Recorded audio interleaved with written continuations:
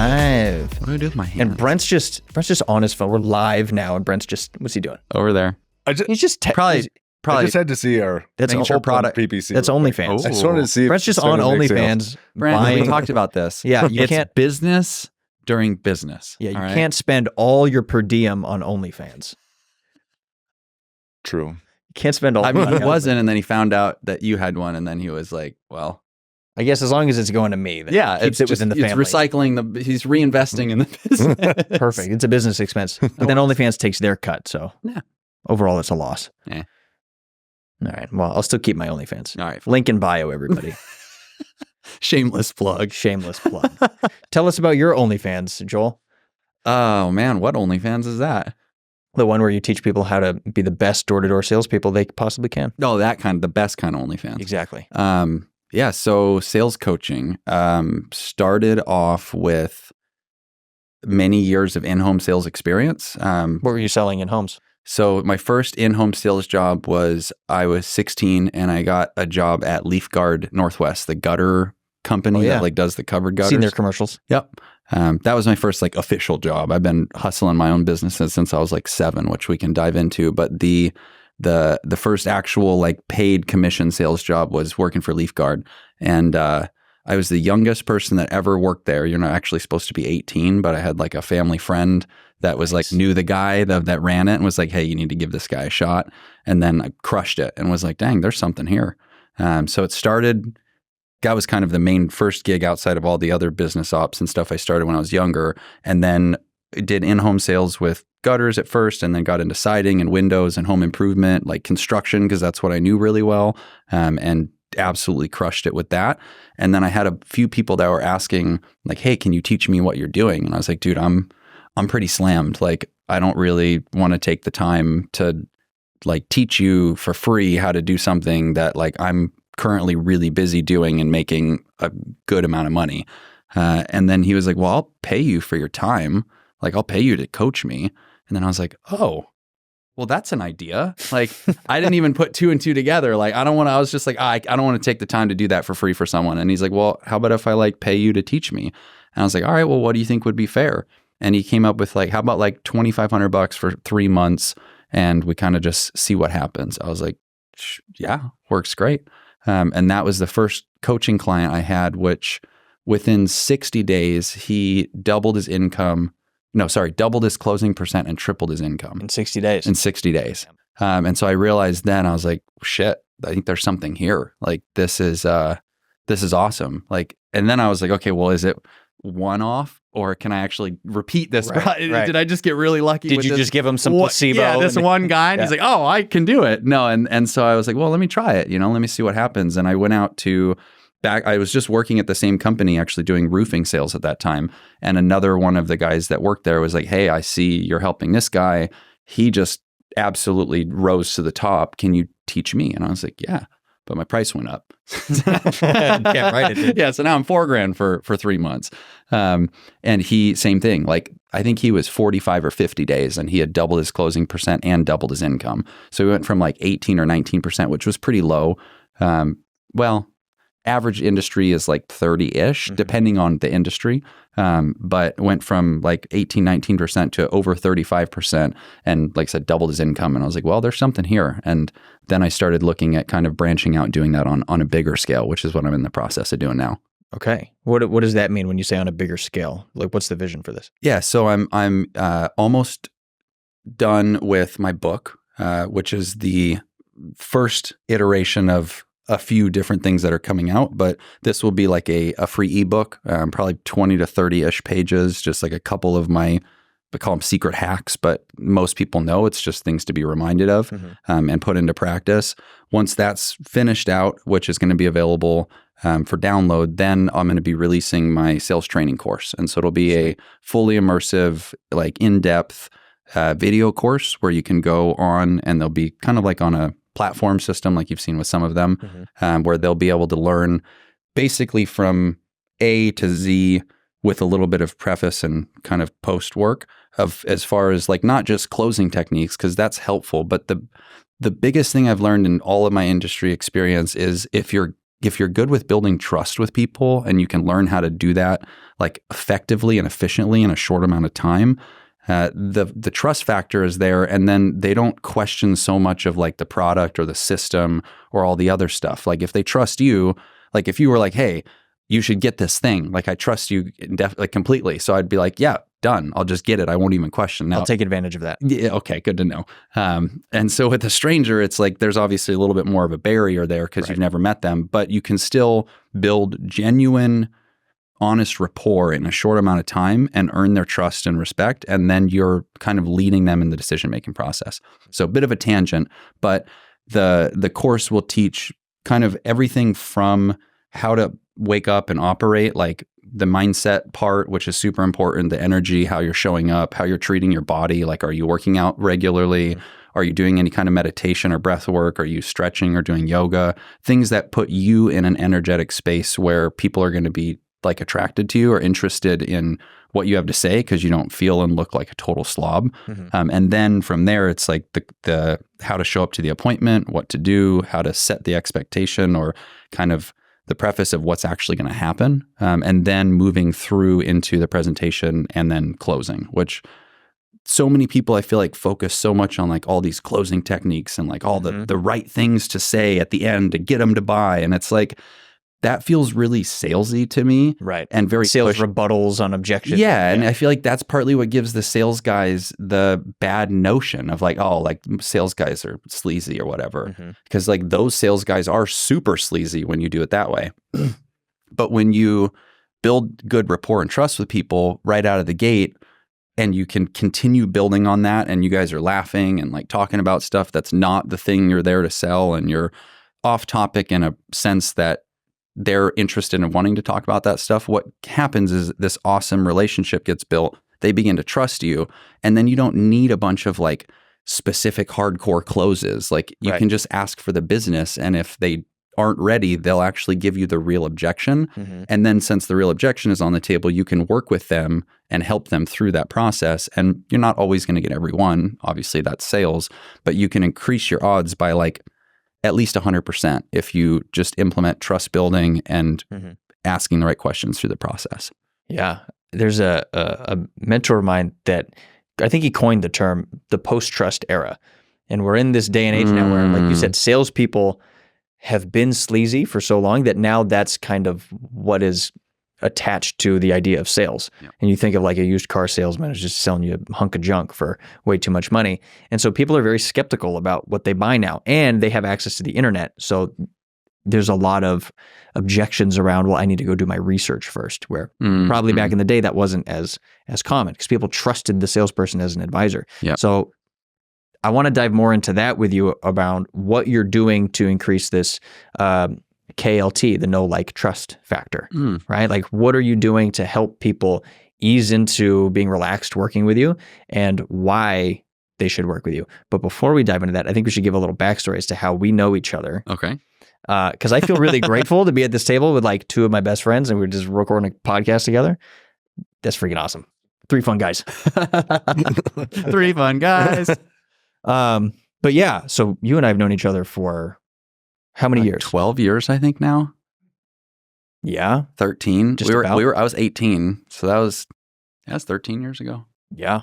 Crazy. Almost half our life. And if you're bad at math. Which I am. So how did we become friends, Joel?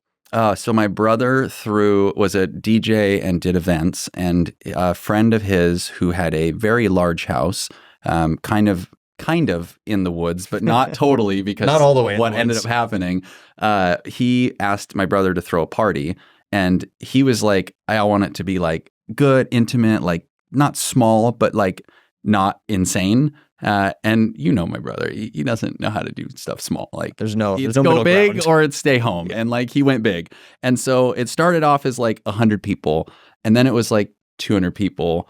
And then people started inviting people. And then my brother's friend found an ad on Facebook and on Craigslist that had the address posted, said party, this address, $5 entry, whatever.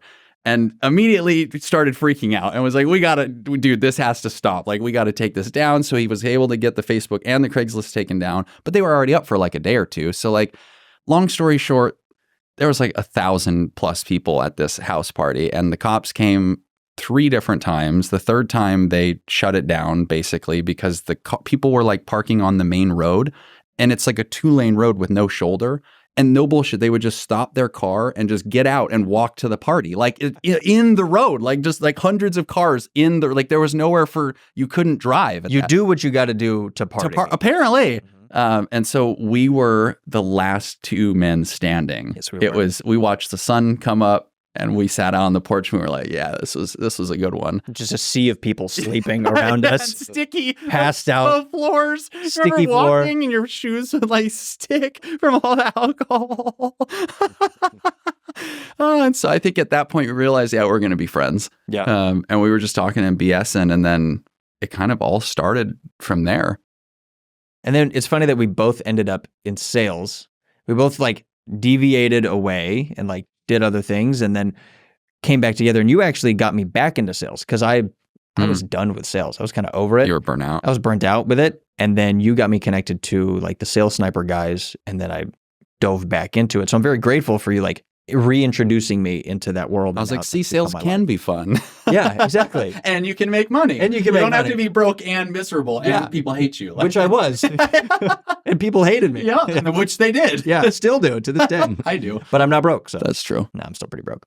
Well, we're working on that. Whatever, in time. On the way up, baby. On the way up, baby. So yeah, so I'm very grateful for you for that. And now you have a book coming out. You have coaching. You have an entire coaching business teaching people how to increase their likelihood of making more money in sales, especially in door-to-door. And one thing I don't know a lot about is door-to-door. Like most of the sales I do sometimes is face-to-face, but a lot of it is online, over Zoom, over the phone. Like that's the kind of stuff I specialized in. And we have these 2 different specialties. So I'm excited to learn more from you about like your style of face-to-face interaction, being in the physical presence of somebody, and how to get them to want to open up to you at that point. So what are some of the like top tips that you have, I guess, maybe from your book, if you want to share a little bit about it, on increasing that, like your authority and your likeness in front of someone? I think before though did he already lay out some of his top sales numbers and some of the stuff you've achieved? No, not at all. Yeah, let's lay that out. Okay. So we're like, people know what's up. Why listen to this guy? Yeah, right. Makes sense. Why listen to this green shirted fuck? Yeah, but like I want to hear like your successes. Yeah, and then let's lay out the how. Cool. So I'll give a very brief backstory or like timeline. Basically, I was 6.5 or 7 years old. I wanted a really dope mountain bike. It was like, I think $1,400, and I asked my parents, like any 6-year-old kid would do, like when they want something. And my mom was like, that's a really nice bike, but I'm not just going to buy that for you. Like, I want you to understand the value of working towards a goal and then owning the thing that you work towards and appreciating it and respecting it when you do own it. And I'm like, one of the best lessons any parent could ever teach a kid. And I'm so thankful my parents taught me that, because she said, I won't buy it for you, but I'll match you. So that told me, like, she's like, if you make 700, I'll put 700 and then you can get the bike. Mm-hmm. And I went to my godfather's house, who had a fruit farm in Eastern Washington. And I was like, hey, I need to make $700. Like, I didn't say that. I said, I need to make some money. I want to buy a bike. Like, what can I do to make money? He's like, well, you could go pick fruit. And I was like, okay, well, let me do that. And I went out for like, I think 4 hours or so and picked how many boxes of fruit, and came back, and I think I made like $12. And I did the math. I'm whopping like, 12. Yeah. And I did the math, and I'm like, I'm going to have to work a whole year doing this every day to be able to meet my goal. Like, that's crazy. There's got to be a way to make money faster. And I asked him, like, how could I make more money in less time? He's like, well, you could take some of this fruit back to Seattle where you live and like try and sell it there. And I bought 3, I think he gave me the first 3 boxes, maybe at like a super deal. And my mom drove me back. She worked at a hospital, and I pushed a little cart around the hospital because she worked night shift, and I gave free samples. This was 24 years ago at this point. So like the rules were different. Law, like the safety regulations and stuff, there was less of Now them. you can't just have a kid with a knife walking around a hospital. Yeah, handing out free samples of fruit to all the patients and all the Yeah. doctors. So like I'd go to every ward, every room. Super safe. Yeah, oh yeah, every room, and I'd be like, hey, would you like a free sample of fruit? It's the best fruit you ever had. And they're like, oh, that, just a cute kid, whatever, sure. And then they try it and they're like, wow, this is really good. And I sold out in like 2 hours. I sold all 3 boxes. I made like $150 or $160 or something. Sweet. In like and I was like, I just made 20 times more money in a quarter of the time, like whatever the math was on that. Not good at math. Don't quote. And so that sparked the whole thing of like, I need to start a business. Like this needs to be a thing, because I started seeing the numbers as any like salesperson does and goes, holy shit, I could make a lot doing this. And that was the start of that. And like every few days, my mom would drive me over there. We'd go back to the hospital. I'd push the cart around and I'd make like $300 to $750 a night, some of the nights, as like an 8-year-old kid. I wish my parents taught me about investing so bad, because the amount of money that I would be sitting on, right? But What did you blow it all on? Illusions was this Magic? No, well, kind of. It's like a arcade place, but it was in Issaquah. It was like this really fancy arcade place that had a bunch of like the ticket games and stuff.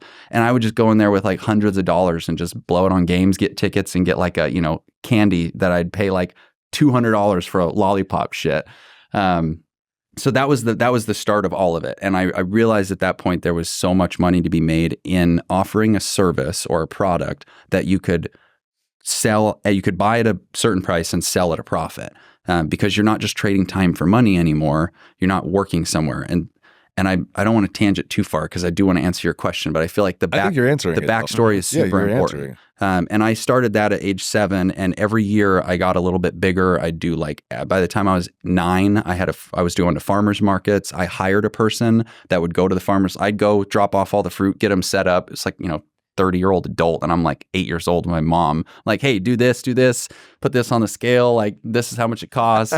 And so I was like starting a whole business. And I did that for all the way up until I was like 16. And I mean, it was good, but it was still like limited, because I couldn't get into any major grocery stores or any big chains. And so it was all like CSA delivery. And so I wanted to make more money doing other things naturally. And I think I was 11 or 12, I started a glass fusing studio. So I took a bunch of my fruit money, probably like $8,000 of fruit money, bought a kiln, all the stuff. And my dad helped me build out the room in the basement. I had like a whole glass studio, and I did fused glass art for probably 3 years and taught classes at a local art studio. And at the school, we go to a little elementary school and do projects, and then like bake the glass and bring it back. And that was a decent opportunity. It made some money, but I realized that was more like the artistic side of me trying to have expression. And it wasn't really a great business model, because like I'm not Chihuly. I can't sell a piece for like $300,000, at least then. When at 14, I wasn't like a child prodigy. I was just a kid that had a business.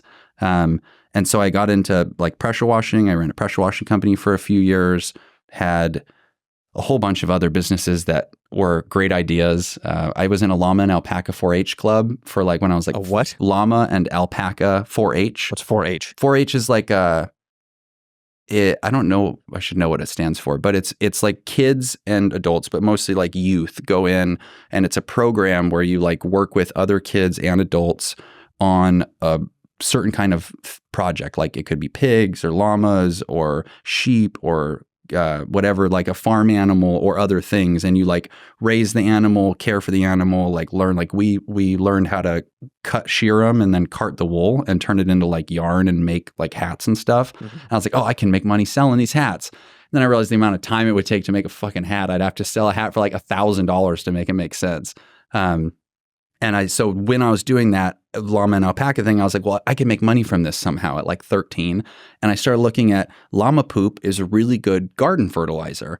And we had lots of llama poop. So I became a poop salesman? I did. So I literally sold shit, llama shit and alpaca shit. But I'd made a table, we dried out, I bought a food processor from Goodwill for like $5, blended it up, put it in little brown paper lunch bags, and sold it for like $6 each or 2 for $10 at the like places we would go, just always trying to figure out a way, How much money did you make selling shit? Probably a couple $1,000. Sweet. Over a summer. At what, 13? Yeah. Like, that's amazing. That's fucking amazing. Yeah. Do you think for some salespeople, like there needs to be an inherent curiosity to make money, or can that be developed? Because I wasn't doing that at 13. I think it can be developed. I think I just had a really outrageously weird drive that pushed me to do so much stuff when I was younger. But you can cultivate it, you're saying? Yeah. Yeah, so this can be cultivated. Absolutely. Okay, cool. Yeah, it's like if you have a goal, right? Because I was 6 and I wanted a nice bike. So like you could be 30 and want a nice house and use that as your goal to work towards the thing. So that was the really not so short answer version of your question. To finish answering it, as far as like total sales numbers go, in the sales space, in-home sales, I've probably closed somewhere around the $15 million mark in sales between roofing, siding, windows, gutters, and a little bit of flooring that really doesn't count. But yeah, mostly home improvements. I've probably done somewhere between 14 and 15 million in sales. Wow. What would you say was like one of your best years? 2019, 18 or 19. I sold 3.4 million in roofing and made 310 grand in commission. Yeah. Clip it. Flip it. So that was the best year. And I've had other awesome years, but I feel like that one, I just grinded my ass off for like 6 or 7 days a week because I wanted to make a lot of money, and then realized, wow, I could do this so much easier. Like I don't have to work 70, 80 hours a week driving. I made 310 grand. I sold 3.6 million, but I also drove 115,000 miles in a year. So that's like almost 10,000 miles a month. Wow.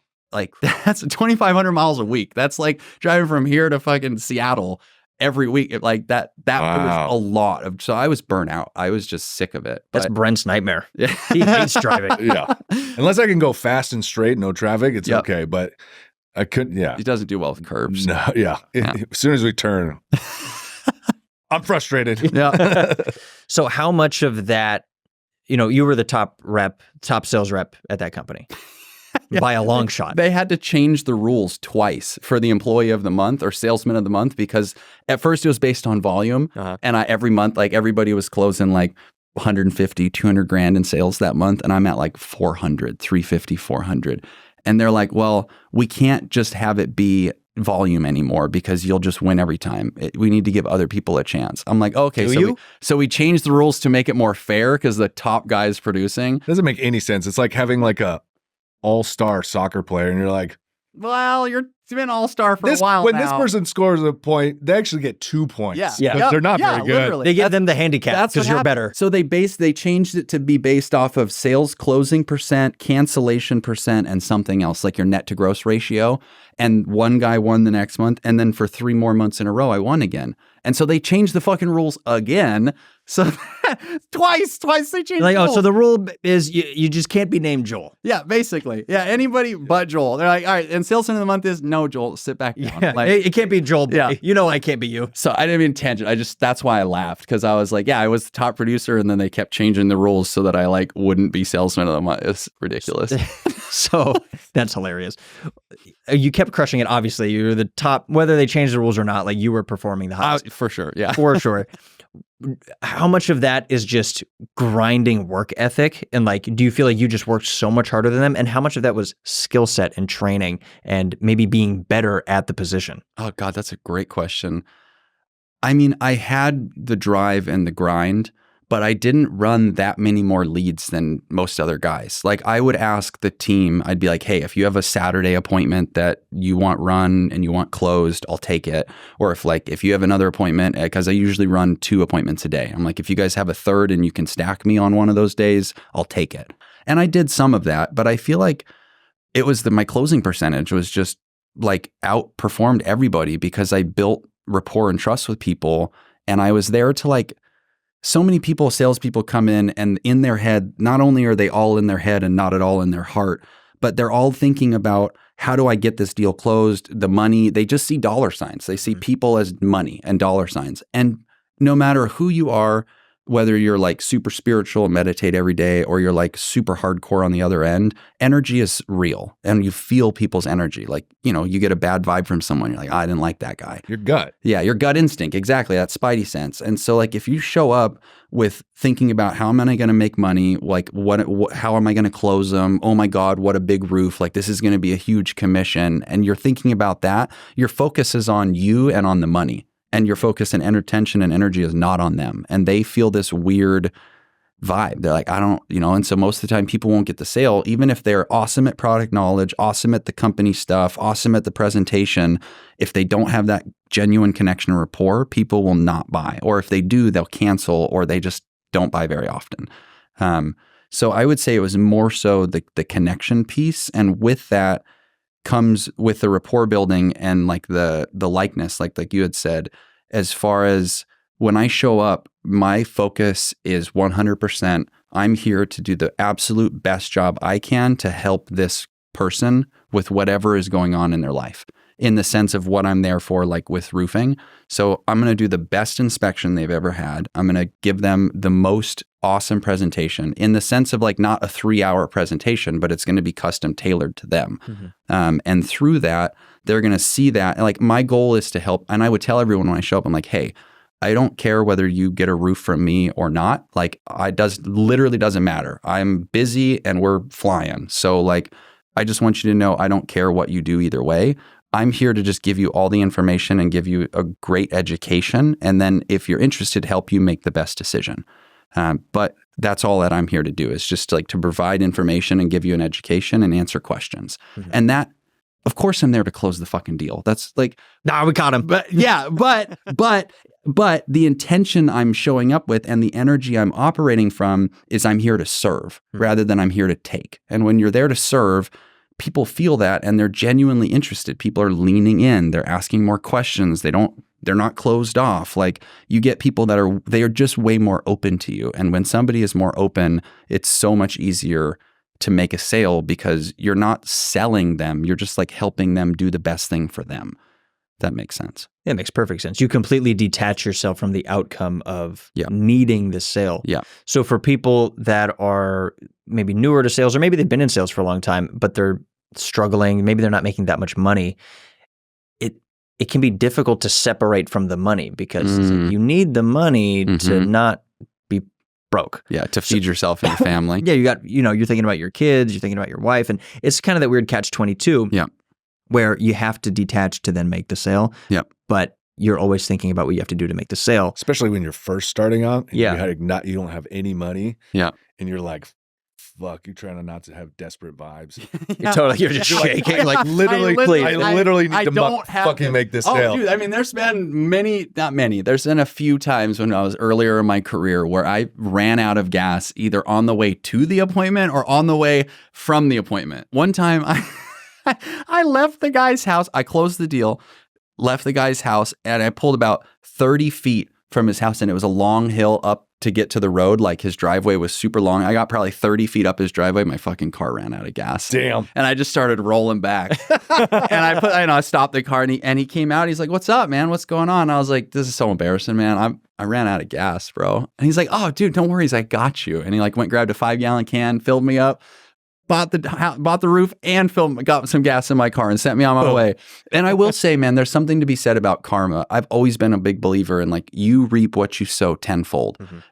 Always. Like, and it's not to do good things so that good things come back to you. It's to do good things because it's the right thing to do. Like if you have a skill set or an ability, like for myself, I used to be a mechanic or work on cars growing up. I always loved wrenching on stuff and making stuff fast. But like if I see somebody on the side of the freeway and they've got like a flat tire or something is up with their car and I can like visually potentially see, or I'm going slow enough, not always, depending on the situation, but often I'll stop and I'll be like, "Hey man, you need any tools? You need anything?" And like for me, I have tools. I have a impact gun and a floor jack. And so like what would take somebody 35, 45 minutes or an hour to change a tire that they've never done before and they have to figure it out, I can literally do in like 5 minutes and they're back on the road.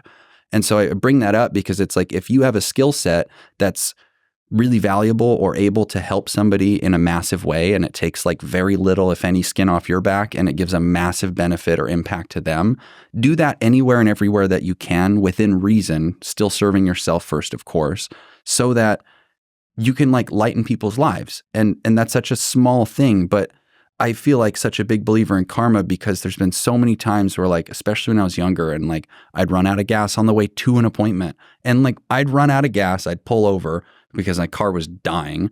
And as I was pulling over, a car or truck would pull up behind me and they'd be like, "Hey man, you need gas?" I was like, "What the fuck? Like, how do you, what? Like, how did you?" And he's like, "Oh, I just had a feeling." So it's like things like that happen that I'm like, damn, karma's super real. Would you call that Botswana? That's so Botswana. That's Botswana. That is right pure there. Botswana energy. Pure yeah, bliss, it is. Pure Botswana bliss. Yeah, it is Botswana bliss, baby. Yeah. Yeah, you're 100% right. And how did you come to those realizations? Like what was this, like, was there a moment where you realized that the energy you put out in the world is what you get back, or I don't know, were you inherently like understanding of that? Two sides. One, my mom always told me when I was little, like, you reap what you sow tenfold. She would tell me that like 3 or 4 times a week. And I'm like, yeah, whatever, mom. Like, I'm 5 years old. Or like, yeah, whatever, mom. I'm 10, like, whatever. And then by the time I was like 12 or 13, I started seeing things that were happening. Like, people would steal stuff from me because I was like really giving or really open, like had a huge heart. And also I gave beyond my extent because I was looking for my worth in giving before I found my worth within myself. So there's a lesson there. But like, I would do something super nice for someone, they would screw me over and take advantage of me. And she's like, "Don't worry, like, you reap what you sow tenfold. Just stay on the right path. Don't do something stupid. Like, don't get in trouble. Don't do anything bad to them. Like, just do the right thing." So there was that kind of like the affirmations that were coming in regularly. And then there was this very specific moment I remember clearly. I was 14. I was selling firewood. Oh, that was another business I ran. I was, I think, 13 when I started. It'd probably be a shorter list if you tell us the businesses you haven't had. Probably. Yeah, probably. And I had a setup with tree companies where they would deliver rounds to me. I'd split it all by hand, stack it, and then let it dry and sell it in the middle of winter when it was like really cold and people needed wood, because everybody waits till it gets really cold and then they're like, "Oh shit, we need firewood." And that's when everybody's prices are up because obviously supply and demand. And I was doing that. And I remember, I don't know exactly like the situation as far as like what my need was, but there was something that came up and I needed like $500 and I needed it like right now to take care of something, or I don't remember exactly, but I do remember what happened. I was like, all right, God, universe, whatever, like is out there. If this whole karma thing that my mom talks about is real, show me, because I need $500 and I'm like giving it up to you, whoever's out there, whatever. And within 2 or 3 minutes, my phone rings because I had ads on Craigslist to sell firewood. And a lady calls and she's like, "Hi, is this Joel?" I'm like, "Yeah, this is Joel." She goes, "Hi, Joel. My name's Karma and I'd like to buy 2 cords of your firewood." No way. Yeah. Honest to God, dude. Honest. Crazy. And crazy. I just started with, it was like minutes. And then Karma. Literal karma. I said, "Is your name actually Karma?" And she said, "Yeah, why?" And then I told her what I just did. And she's like, "Yeah, I had a feeling I was supposed to call you." And so like that moment was like concrete, do the right thing. Karma is real. I just got goosebumps. You will like reap what you sow. Like, so that was like 13, I was 14. I'm like, damn, okay, take the high road. You know, not that we always do every single time, but like do your best to be the best version of you that you can be, because that shit is so real. It was so clear. I was like, all right, no more questions. I fully believe. It's like, "Oh, you want to test me? Oh, watch this. Karma, call this guy." Have you ever kept in contact with Karma? No, I didn't even save her number. I should have. Yeah, I mean, I was Karma and speed I was 14. Like, we didn't even have caller ID. It was a home phone. Oh, I didn't even have cell phones. Yeah. Back then, that was when MapQuest was still around. There was no GPS. You had to print out maps. Yeah, and so I would tell people how to get to my house. This generation would never understand. No, not at all. Absolutely not. And I'd be like, "Oh yeah, you get off." Half the time the maps were wrong. Yeah, exactly. Yeah. You go 0.2 miles and it's like, it's actually 20 miles. Yeah. 2 You're like, well, that street that told me to turn on just doesn't exist. So I don't know what to do here. Yeah. And I would tell people how to get to the house and they'd be like, "Wow, you like really know, like you got this down." I'm like, "Well, it's pretty easy." But yeah, I forgot. I remember that. I was thinking about that the other day. I was like, holy shit, MapQuest was a thing. Like, You couldn't just like pull out your phone and be like, hey, Siri, navigate to Chipotle. And it just like tells you where to go. Yeah. Look up closest food. You can't food near me.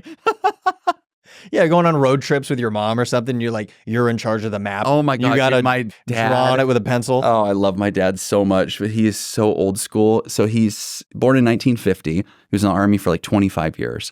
And he, to this day, has his like atlas, his like road atlas. Bro, it's like this fucking big. Oh, I remember those It's things. like huge, and it has all the pages of like America. And so when they came out to see us in Ohio, he had like planned the trip out on his map, on his atlas, and he's like trying to tell me what roads they're taking and what it's by. And I'm like zooming in on my phone. I'm like, well, why don't you take this route? It would be, and he's like, well, I don't see that route. I'm like, well, what about if you went, and like everywhere, even when they just went to Columbus, he's like, oh, I got a plan. He like had his atlas, and he's like planning on the map where they're going to go. And I was like, I forgot what that was even a thing. But I will say there's something really impressive about that, because when we were driving through Columbus, which he's only been to one time, and he's like decent with directions, but not great, because he's studied that fucking map so many times. He's like, oh, we're on 270. And if right up here is going to be 71, we go north, we get to Bev's. If we take like this street, and then if we go around, we stay on 270, it gets over here and we end up here. I'm like, what the fuck, Dad? And he's like, yeah, you know all that shit you gave me about that atlas? Oh, I know where I'm at. I'm like, damn, okay. It's true. So there's something to be said about that. Interesting. Yeah, it's like, have you ever seen the cabbies in the UK? Mm-mm. So professional cab drivers, it's actually like a pretty prominent job, allegedly, because they have to study so much to become a cabbie. They literally know all the streets of London back to front, and their whole test is to like they'll tell them, all right, you're at this address, you need to get to this address. You're not driving, you're sitting in a chair, and they're like, tell me the path. And they have to, in their mind, tell you exactly what route they would drive and like what turns they're taking and where they go, and they can't mess it up. Wow. So cabbies know the streets of London so well. They have to like dream. That's they like dream wild. the pathways. Wild. Yeah, it's impressive. So your dad could be a good cabbie. Yeah, quick water break. Yeah, I need a sip. Yeah. Brent, what's new with you while he's sipping water? Just, building Amazon stores. Nothing. I got nothing. Great. I got nothing. Success. Just keeping on, baby. Just keep it on. Yeah, dude. Silence is okay on podcasts. You let people like chill for a second. So like when you We're were having a moment of silence, Brent. Oh, I thought he was just saying that because he didn't know what to ask. No, I thought you were about to. I thought you were just trying to buy time. I was, but but I now got a question. I didn't have anything to say, but now I have to defend the fact that it was silence. You were wrong. Yeah. Because you're not. Yeah. Yeah, 'cause you're not wrong. All right, let's moment of silence. No, it's over. Go ahead. Ask your question. Did you have a question? I thought you were going to say in a moment of silence, we play Slackjaw. Slackjaw. I could go on forever. Uh-huh. All right, I'm done. Damn it. I don't want the next 20 minutes of our podcast. That's how we use Pretty it. funny. Just like a 10-minute clip of just Do they that. do they know Slackjaw? I feel like you should We quickly should tell them. preface. Tell Mike and Grant about Yeah. Slack. Oh, you mean our listener? Yeah. Oh, yeah. I don't know. You don't know about Slackjaw? What? Oh, Is it just He's not stare at your each other friend. until you're your not my real friend. mouth? So this is Slackjaw. You look at somebody. Yeah. And I don't know where this game came from, but we've been playing this for years. Yeah. You look at somebody, you say Slackjaw, and then you both have to look at each other with a slacked jaw like this. Yeah.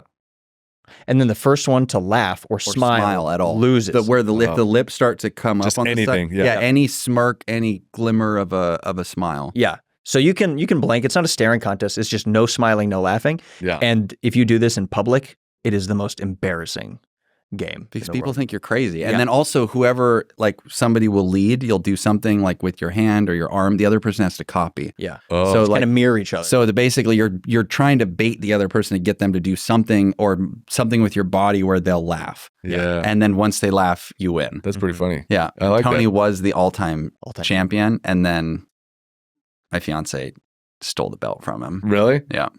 Don't even talk to me about that. I mean, we could bring up the other thing. I'm bitter. What's the other thing? Oh, where you like had an Olympic, there was Olympics and. Oh, we don't need to talk about the fucking Olympics, dude. Okay, I'm sorry. I'm bitter about that too. Yeah, I understand. I'm super bitter. They took that gold medal right from under my. You had it. It was in the bag. And then you just, it's all right. We'll tell them. Fuck it. This was the Whip It Olympics. Yeah, you got to tell them. I gotta You tell gotta them. can't keep Yeah, secrets. It can't keep secrets. This is the This Whip is It. a plan in progress for, I think, over a year. Because you started talking about Whippet Olympics at the first Secret Dreams. I did? Yeah, you're like, I blacked out. I don't remember. Like, we should do, you tell it. It's your story. I don't black out, by the way, people. Whippet Olympics is basically exactly what it sounds like. You have a series of Olympic events that you need to compete in. Is this the video you showed me? Yeah. Yeah.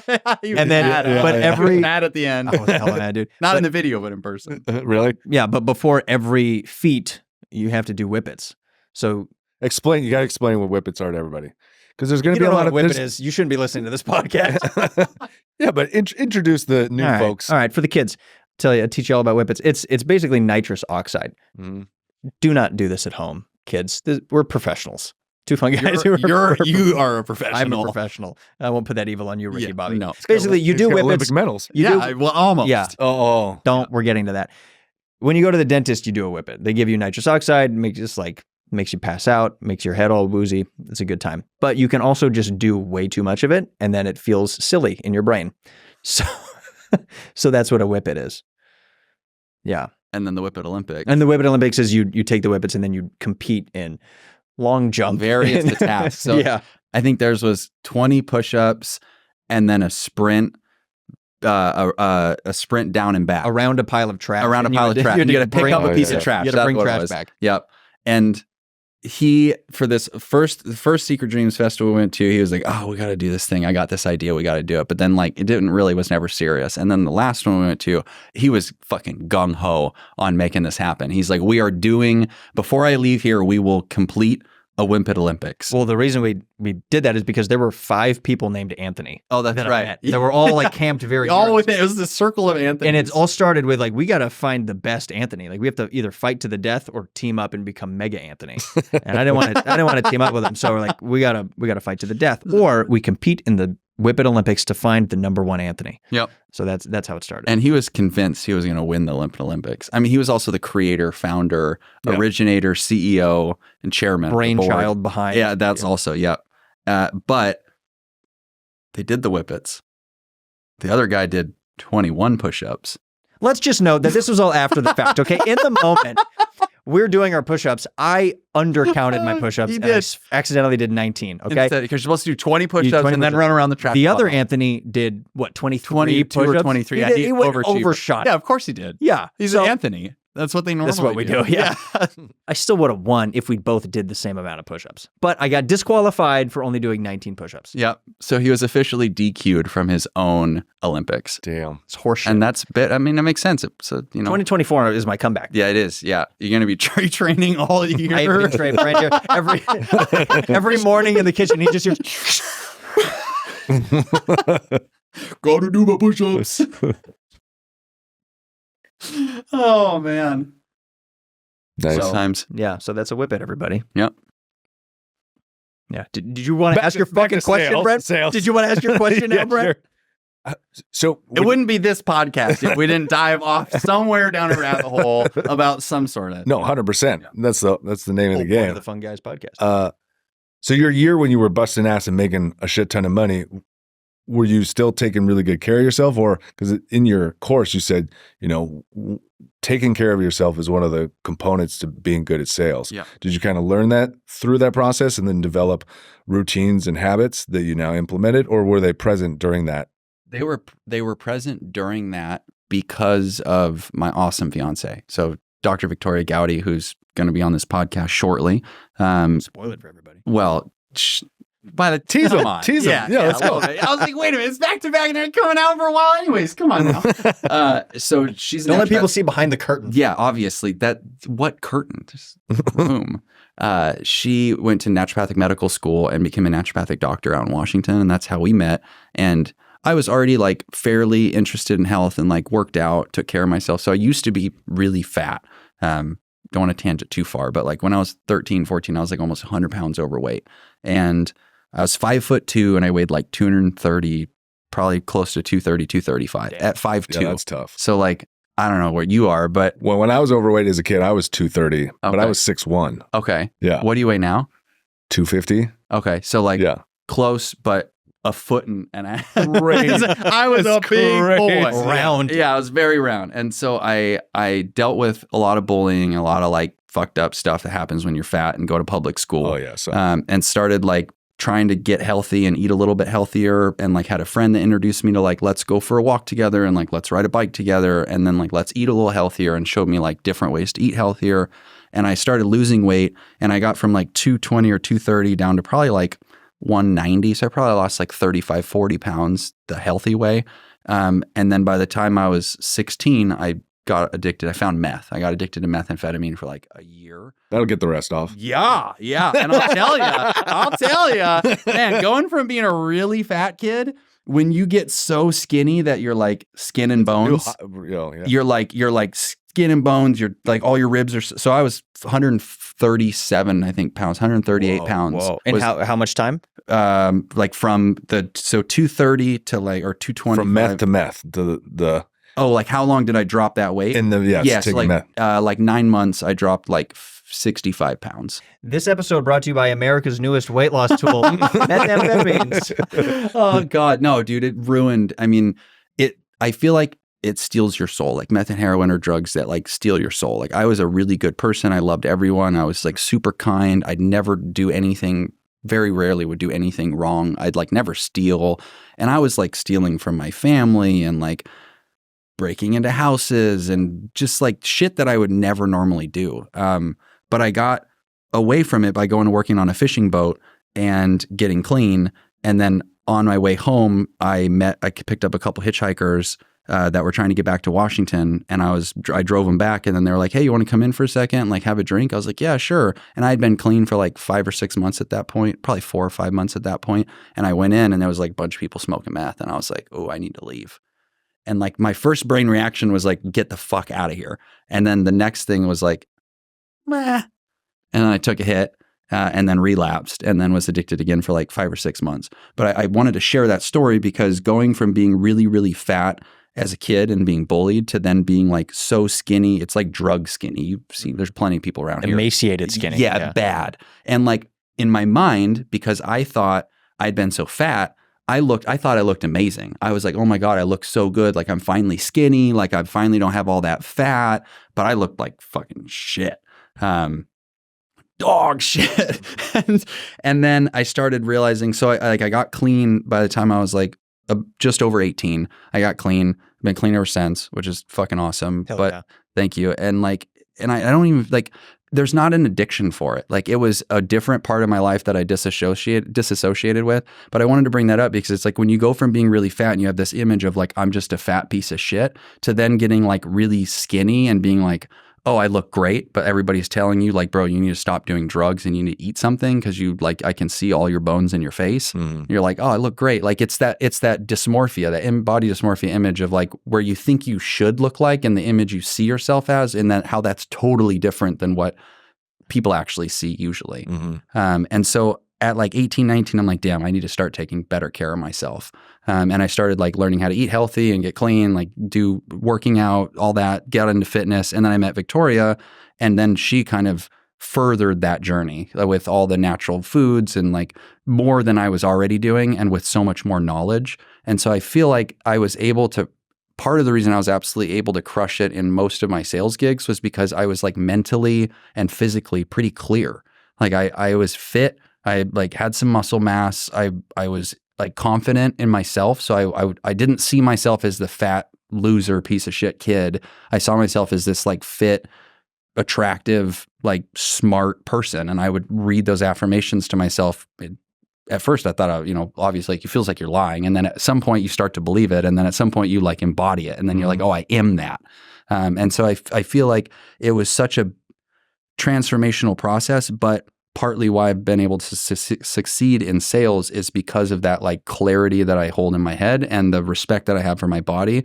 And I think that's something to be said, right? Like if a sales guy shows up at your house and he's like 50 to 100 pounds overweight and he like is all sweaty or like greasy or whatever, like that instantly you're like, that's not a good vibe. Like and nothing against people that are overweight. I was very overweight, but like how you take care of yourself and how you do anything is kind of how you do everything. And so if that's how they're going to treat their body, how are they going to treat my house? Right. That's kind of the subconscious thinking. And it's all based on these, good sales is based on trust. Yeah. And something like in our primal brain, if someone's not taking care of themselves, like you can't trust them. Can't fully trust them. It's hard to trust them. It's like, because I don't know, something's off. Yeah. If they're not taking care of themselves, how do you know they're going to take care of all the little details? Yeah. Because they're missing all that stuff in their own life. Right. So that was I think one of the big helpers is just feeling good and showing up. And I mean, even if you have days where you feel like shit, it's like yell your affirmations on the way there, like jump out. I'd always stop like a minute or two before their house, do like 15, 20 push-ups, or if there was like a park, like where, a lot of the neighborhoods have like the little kids parks, I'd jump out and do like 15 or 20 pull-ups, and then I'd just swing on the swing for like a minute. Just be a little kid. And like I'd laugh and giggle, and then I'd show up at their house and I'd be like laughing and smiling and just happy. And like when people are so used to like shitty energy and shitty people and like just negativity and drama, that if you can show up and be like a bright light and like just be happy, not fake, but like genuine, like I said, do something that brings that inner child out, like swing on a swing set or something that's fun. Then people are like, wow, this guy's like, he's alive. Like there's a part of him that's like not totally dead inside. Like, what's that all about? And then they're like curious, which I feel like is really helpful. Yeah. I love that, man. That's a great note to kind of close on. And with the last couple minutes here, what would you want to share to people who are just getting started in this sales journey? Like what did you wish you knew when you were up and coming in this realm? I would say the number one thing is, there's so many, but like one of the really important ones is put some money away. Like it's so easy in sales when you're making great money, and most salespeople think, oh, I can just like fix my stupidity by earning more money. Like I'll just earn my way out of stupid. But I've fucking done that. Yeah. I mean, we all have. Like you're like, oh, well, this is a bad decision, but I'll just go make 10 grand tomorrow. Yeah. And I'm not saying that that's not it's good to have that mentality sometimes, but and everybody might have a different opinion, but I feel like it's helpful to have a little bit of a safety net, have a little bit of savings, like in sales, which can be very violent or like volatile up and down and violent. That's how also. Yeah, I mean also, but like in that space, you can you can have a month where you either don't make anything or you got to invest in a business or do something where you go backwards. And so like I've gone from $20,000 to $5,000 the next month. Yep. Kick in the teeth. And if you have $8,000 of expenses and you only make $5,000, well, now you're going $3,000 into debt. But if you had $5,000 or $10,000 just put away for a rainy day, then that extra $3,000, you just take care of it. And I feel like that peace of mind, like you had said, when you're new and you're starting out and you're struggling, even just having a $500 or $1,000 set aside so you can you have gas in your car, you have you can eat, that piece of the primal brain can go away and you can focus more on the customer. Right. So that's really helpful. And then just totally immersing yourself in knowledge, I was a sponge, just read every book you can, listen to audio, listen to any kind of, go to sales trainings, personal development. If you're in sales, you are in essence the product. And so the better version of you that you are, and the more you can refine yourself, the more reach and impact that you're going to have. So I've probably invested $150,000 in coaching, training, programs, platforms, things that take me to the next level. So I can not only level up myself, because I think that's what's cool in life, but also to be able to have that edge over people, or not even over people, but just be able to perform at a higher level than your competition, because you can word something a little bit better, or you can ask a little bit better question, or you can build a little bit more rapport. I felt the same way with training. It was the more I worked on myself, the more I managed and controlled my energy, who I was, the better clientele I got, and the more I attracted more clients. Yeah. There's a saying of if I have 10 hours to chop this amount of wood, I'm going to spend the first 9 hours sharpening my axe, because then I only work for an hour, really kind of easy, and I get all of the productivity done because I spent all that time sharpening the tool. And that is continue sharpening your tool. That is the most sage advice you could possibly give. Joel Saffel, thank you so much for coming. Peace out to one's homies. Yeah, but first, tell us about where we could get your book when it comes out, your course, connect with you if they just want to even just chat or coach with you. Yeah, absolutely. So I'm on Instagram. I'm going to be posting more on there. It's been mostly just dog videos. I was pretty under the radar. I liked everything being off the grid. Part of that came from like when I was young, got into addiction and then just like dropped off of everything. And I still like the little bit of that like ghost essence, but I will be getting more on Instagram. So it's at Joel Saffel on Instagram, and then joelsaffel.com is the website. You can either send a link, drop an email, or get the ebook through there. And then just hit me up. Let me know how I can help. Dope, man. We appreciate you being here. Dude, it's been awesome. Great conversation. Hell yeah. Appreciate you guys.